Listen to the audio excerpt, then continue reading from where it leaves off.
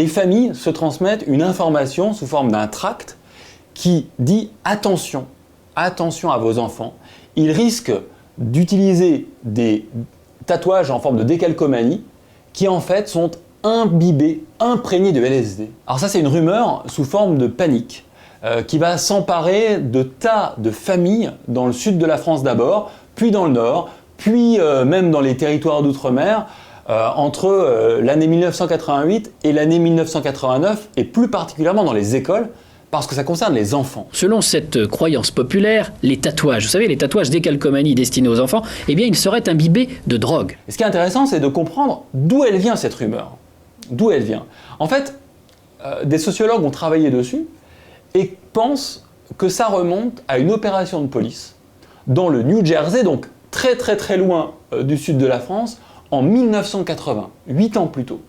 Les policiers tombent sur un stock de buvards qui en fait sont imbibés de LSD. Le buvard permet aussi, on peut aussi mettre un buvard de LSD dans la bouche pour ingérer la drogue.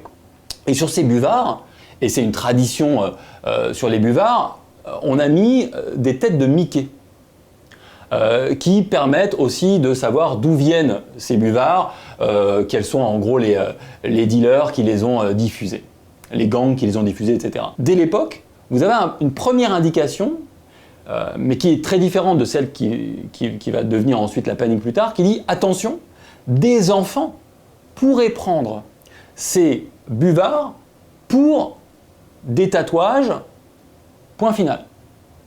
Et c'est des années plus tard, en 1986-1987, aux États-Unis, qu'il va commencer à y avoir vraiment des tracts disant « Attention, les décalcomanies, les tatouages en forme de décalcomanie de vos enfants peuvent être imprégnés de LSD. » Et voilà comment depuis des semaines, elle court cette rumeur. Des tracts à l'image de celui-ci, distribués au hasard des lieux, des rencontres. Selon certains, en 87, ce tract-là, un peu complotiste, il est traduit en français quand il arrive au Québec.